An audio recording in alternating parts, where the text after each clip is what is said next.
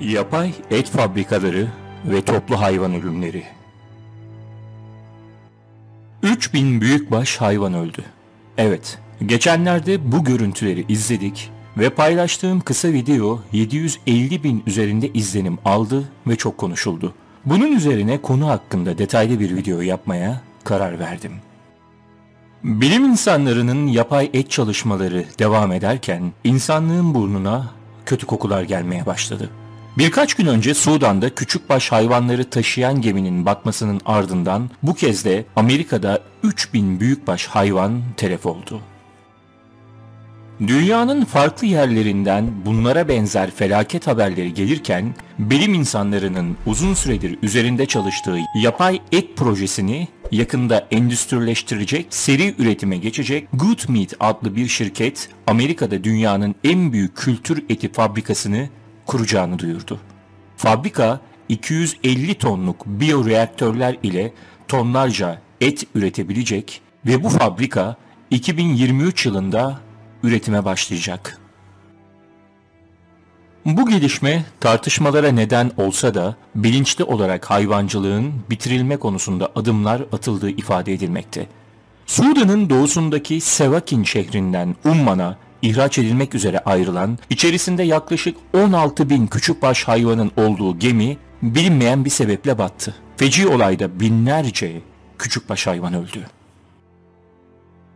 En çok konuşulan görüntüler ise Amerika'nın Kansas eyaletinde 3000 büyükbaş hayvanın telef olması sonucunda ortaya çıktı. Konuyla ilgili görüntüleri sosyal medya hesaplarından paylaşılan videoda Amerika'nın Kansas eyaletinde aynı anda 3000 büyükbaş hayvanın ölmüş olduğu görülüyor. Eyalet sözcüsü ölümlerin 49 derece sıcaklıktan kaynaklı olduğunu söylemiş. Bilim insanları ise tersini söylüyor. Tüm insanlık adım adım yapay bir kıtlığa doğru evriliyor. Videoyu ve videodaki telef olmuş hayvanlara dikkatle bakarsak bazı hassas noktaları görebiliriz. Videodaki hayvanlar ani bir şekilde ölümün getirdiği kasılma emarelerini gösteriyor. Yani güneşten ölüp de şişen hayvanlar savı çok gerçekçi görünmüyor. Pek çok kişi buna inansa da. Hayvanlara yapılan otopsi paylaşılmayıp sadece yüksek hava sıcaklığına bağlı ölüm deniliyor. Fakat aynı sıcaklığa maruz kalan başka hayvanların ve insanların zarar görmemesi mantık dışı. Yani sadece hayvanların bulunduğu ufak bir bölgede aniden hava sıcaklığı artıyor ve birden düşüyor buna göre. Kansas Sağlık ve Çevre Bakanlığı İletişim Direktörü Matt Lara'nın AA muhabirine yaptığı açıklamaya göre hayvan ölümleri eyaletin güneybatı bölgesinde meydana geliyor. Lara, yüksek sıcaklıklarla bir araya gelen nem, çok fazla rüzgarın olmaması ineklerin serin kalmasını zor bir hale getirdi, diyor. Kansas, Amerika'da Texas ve Nebraska'nın ardından ülkenin 3. en büyük büyükbaş hayvancılık endüstrisine sahip olan eyaleti. Bu hafta sonu Kansas'ın bazı bölgelerinde de sıcaklığın 43 dereceye yaklaşması bekleniyor. Arap ülkelerinin çölleri ve Afrika Kansas'a kıyasla çok daha sıcak. Yani 50-60 dereceye kadar çıkabiliyor oranın sıcaklığı. Neden oradaki hayvanlar ya da insanlar ölmüyor da 43 dereceyi gördü diye Kansas'ta sadece inekler ölüyor? Örneğin bugün Türkiye'de sıcaklık Güneydoğu'da 40'ın üzerinde. Neden bir inek bile sıcaktan dolayı buralarda ölmüyor? Bu biraz kafa karıştırıcı. Hayvanların ölüm şekliyle ilgili pek çok teori bulunmakta. Zehirlenme ihtimali de dahil. Ama dikkatle bakınca şunu görüyoruz. Yine uzman veterinerlerle yaptığım görüşme sonrası ortak görüş şu şekilde. Şişme ve kasılma durumuna göre aynı anda ölüm gerçekleşmiş. Yani hayvanlar ani bir şok karşısında kasılarak aynı anda ölmüş. Şişmelerinin nedeni ise iç organlarının patlaması sonucu oluşan gazlar. 3000 büyükbaş hayvan bir anda neye uğradıklarını anlamadan ölüyor ve iç organları derilerine zarar vermeden içeride patlıyor. Yine hayvanların ölümleri ile ilgili pek çok teori bulunmakta. Uçak ya da helikopterin önüne bağlanan bir cihaz ile mikrodalga benzeri yüksek ısı vererek bu işlemin gerçekleştirildiği söylenmekte. Benzer cihazların Amerika ordusu için prototiplerinin hazırlanıldığı ve kullanıldığı, başarılı testlerinin yapıldığı bilinmek. Ve bu silahlar insanın elbiseleri üzerinde iken iç organlarını patlatacak güçte, tıpkı mikrodalga fırınına benzer bir sistemle çalışmakta.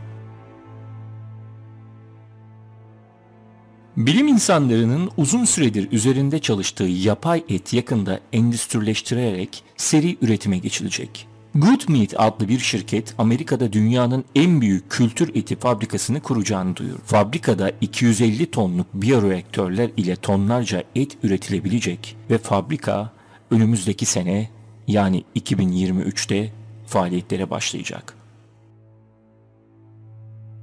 Şirket tarafından yapılan açıklamada şu anda 2022'nin 4. çeyreğinde faaliyete geçmesi planlanan biyoreaktörler tasarlanıyor ve üretiliyor ifadelerine yer verildi. Şirket Amerika'daki tesisin açılmasından sonra Singapur'da da bir tesis açmayı planlıyor. Good Meat amacının küresel çapta yapay eti yaygınlaştırmak ve açlığa çözüm olmak amacında olduğunu söyledi.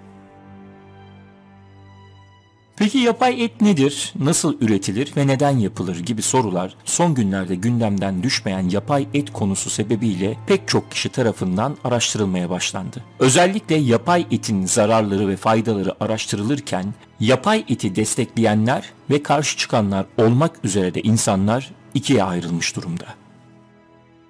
Özellikle sözde doğaya olan faydaları ile sık sık gündeme gelen yapay etin bunun yanında bazı bilinmezleri, riskleri ve zararları da bulunmakta. Bu sebeple yapay et konusu özellikle son dönemlerde oldukça araştırılmakta. Peki yapay et üretimi nasıl olur ve yapay et neden yapılır dedik? Yapay etin faydaları ve zararları nelerdir? Şimdi bu soruların yanıtlarına bakalım. Yapay et, kabataslak anlatmak gerekirse hayvanlardan alınan numuneler ile laboratuvar ortamında yapılan kültür eti olarak bilinmekte. Laboratuvarda meydana gelen bu tür etlere halk arasında yapay et denilmekte. Yabancı kaynaklardan alınan bilgilere göre yapay et üretimi için ilk olarak keçi, sığır, dana, tavuk gibi eti yenen hayvanlardan numuneler alınmakta. Alınan bu numunelerden kök hücreleri elde ediliyor. Bu kök hücreler amino asit, glikoz, vitamin ve minerallerden oluşan bir çözelti ile karıştırılıyor. Meydana gelen bu karışımlar laboratuvar ortamında biyoreaktörlere yerleştiriliyor ve bir süre sonra ortaya kas hücreleri ortaya çıkıyor. Meydana gelen bu hücreler yapay et olarak adlandırılıyor.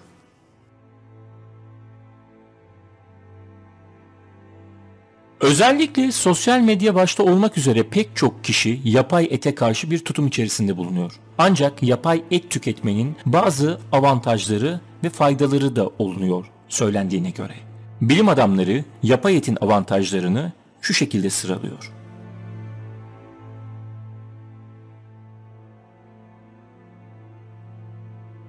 Sürekli artan nüfusun protein gereksinimini sağlıklı ve yeterli bir biçimde giderilmesi. Başta metan gazı olmak üzere hayvansal kaynaklı sera gazlarının azalması, bununla birlikte küresel ısınmanın engellenmesine yardımcı olunması. Arazi ve orman tahribatının önlenmesi. Tahıl ürünleri ve tarım arazilerinin daha verimli bir şekilde kullanılması. Ve yılda milyonlarca hayvanın kesilmekten kurtulması. Yayınlanan verilere göre dünya nüfusu şu an için 7 milyar olarak bilinmekte. Dünyanın yaşayan bu 7 milyar nüfusu içerisinde 1 milyara yakın kişi açlıkla mücadele ediyor. Afrika kıtası başta olmak üzere dünyanın pek çok yerinde, yani doğan ölümlerin çoğu açlık sebebiyle meydana geliyor. Yapay et üretimiyle açlık ve yoksulluk çeken insanların daha fazla et yemesi hedefleniyor. Yapay etin avantajları düşünüldüğünde akıllara gelen ilk konu şüphesiz hayvanların öldürülmesi konusu oluyor. Yapay et üretimi hayata geçerse hayvanların nesillerinin tükenmesi de azalacak. Kesilmek üzere yetiştirilen hayvanlar uzun süreler boyunca birçok gıda ve tahıl ürünü tüketmekte. Özellikle açık alanlardaki hayvanlar tarım arazisinde otlayarak bu alanların tahrip olmasına neden olmakta. Bu sebeple yapay et üretimi ile tarım arazilerinin ve tahıl ürünlerinin daha verimli bir şekilde kullanılması hedeflenmekte.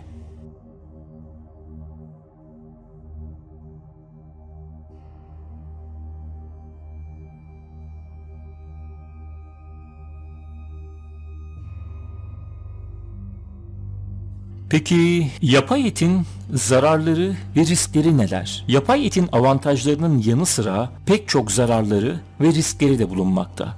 Bu tür zararlar insanların yapay ete karşı olumsuz bir tutum içerisinde olmasına sebep oluyor.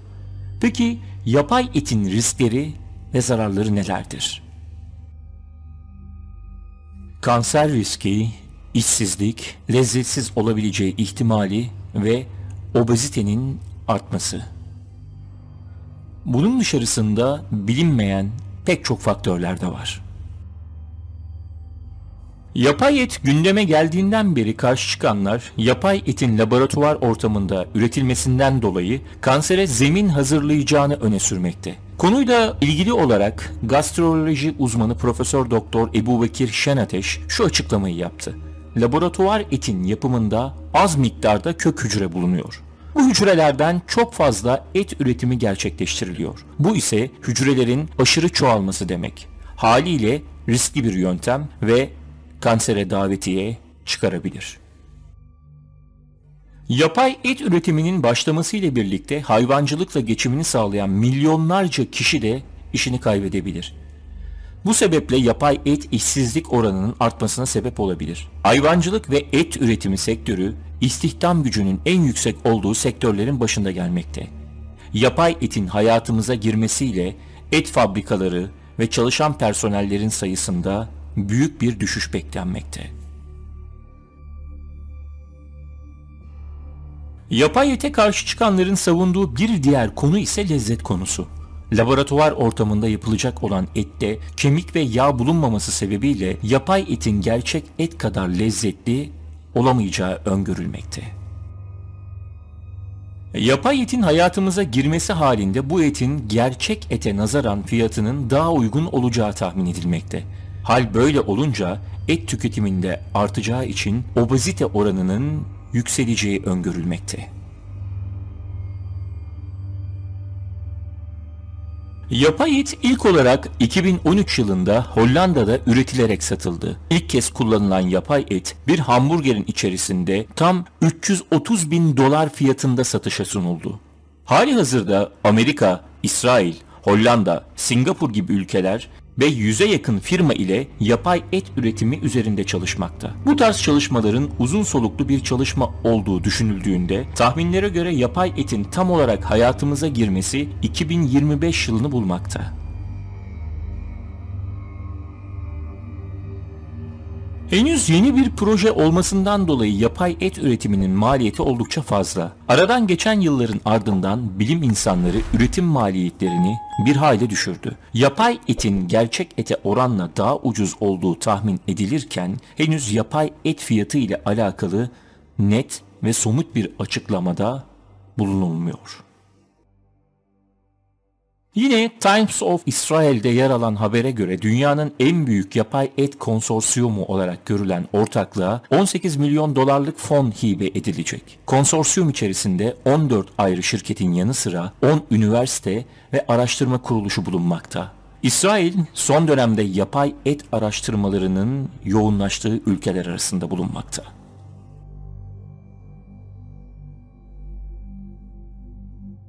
İsrail'in devlet hibelerinin yanı sıra özel sektörden de milyonlarca dolarlık yatırım yapılan yapay et üretiminin merkezlerinden biri olması beklenmekte. Yapay et tartışmaları tüm dünyada devam ederken İsrail bu konuda başı çeken birkaç ülke arasında bulunmakta. Haberlerden gördüğünüz kadarıyla Hollanda'daki çiftçiler bugünlerde fazlasıyla kızgın. Protestonun merkezinde 2030 yılına kadar zararlı azot bileşiklerini yarıya indirmek için geçen ay getirilen hedefler yer almakta. Yıllardır ülkenin başına bela olan bu sorunu çözmek için son girişim, hükümet hayvancılık tarafından üretilen azot oksit ve amonyak emisyonlarının özellikle AB geneline uzanan, nesli tüketmekte olan türler için korunan bir habitat ağının yakında büyük ölçüde azaltılması gerektiğini söylemesiyle başladı. Peki bu tam olarak ne mi demek? Bu, hayvancılık yapan çiftçilerin hayvanlarının oluşturdukları gazlardan ve kullandıkları gübrelerden dolayı %30 oranında bir azaltma yapılması istenmesi demek. Yani hayvanları çok miktarda amonyak üreten bazı çiftçilerin bunları azaltması ya da bunları devlete satması bekleniyor. Çiftçiler de haksız yere hedef alındıkları ve mesleklerinin geleceği için onlara çok az umut verildiklerini savunmakta. Hükümet, çiftlik hayvanı gübresinden ve gübrede amonyak kullanımından kaynaklı azot oksit emisyonlarının azaltılmasının gerekli olduğunu söylüyor. Bu da hayvan sayısının %30 oranında azalma ihtiyacı olduğunu söylemelerinden kaynaklı büyük protestolara yol açmasına sebep oldu.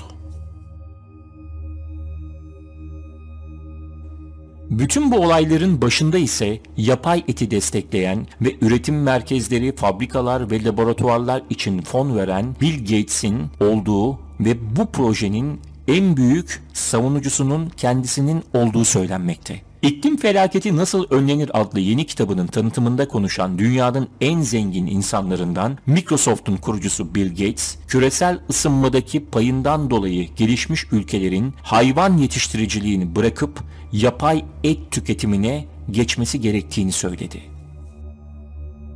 Bir bilinmeze yatırım yapan Gates, laboratuvarda et üreten firmalara sermaye sunarak dünyayı yeni bir maceraya sokmaya hazırlıyor. Gates, en fakir 80 ülkenin yapay et tüketebileceğini zannetmiyorum. Tüm zengin ülkelerin tamamen yapay et tüketimine geçmesi gerektiğini düşünüyorum. Tadının farklı olmasına zamanla alışılabilir. Ayrıca zamanla tadının iyileştirilebileceği iddiaları da var açıklamasında da bulunuyor. Karbon salınımına bahane ederek büyükbaş üretiminin son verilmesini isteyen Bill Gates'in çağrısına destek veren ülkeler de var. Fakat Hollandalı çiftçiler bu yüzden Bill Gates'in yapay et üretimini yapmaya başlayacak fabrikalarını geçen günlerde ateşe verdiler. Dünyada yapay et konusunda çalışmalar hızlanırken Türkiye'de de bu yönde adımlar atılmaya başlandı ve birkaç özel firma ve üniversite bu çalışmalara başladı.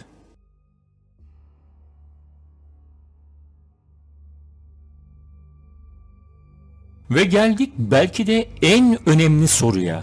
Daha doğrusu bizim için en önemli olabilecek soruya. Yapay et helal mi? Et konusunda fıkıhta iki temel kıstas var. Kültürlenecek kök hücrelerin eti helal ve İslami usullere göre kesilmiş hayvanlardan alınması ve bu hücrelerin gelişimi için kullanılacak besi yeri ortamının helal kriterlerinin uygunluğunun karşılanması. Bu konuda yapay etin ne şartlarda üretileceği büyük önem taşımakta. Son günlerde sosyal medyada yayılan Din İşleri Yüksek Kurulu yapay et için caizdir fetvası verdiği iddialarına ise Diyanet'ten net bir cevap geldi. Diyanet, Din İşleri Yüksek Kurulu'nun yapay etin caiz olduğuna yönelik fetvasının bulunmadığını açıkladı. Yapay et projesinin ortaya konulup çalışmalarının hızlanması ile toplu hayvan ölümleri arasında bir bağ cidden var mı? Her şeye rağmen bütün bu olaylara basit bir tesadüf denilip geçilebilir mi? Gelecekte neler olacak? Bunu hep beraber yaşayarak göreceğiz. Videolarımızın devamı ve kanalımızın gelişmesi için abone olmayı unutmayın. Ayrıca Facebook ve Instagram sayfalarımıza da abone olup pek çok farklı, gizemli konuları bulabilirsiniz. Kanalımızı desteklemek ve araştırmalarımız için katıl butonu ile size uygun üyelik paketini seçip özel avantajlardan da yararlanabilirsiniz. Gizemli konularda görüşmek üzere. Hoşça kalın.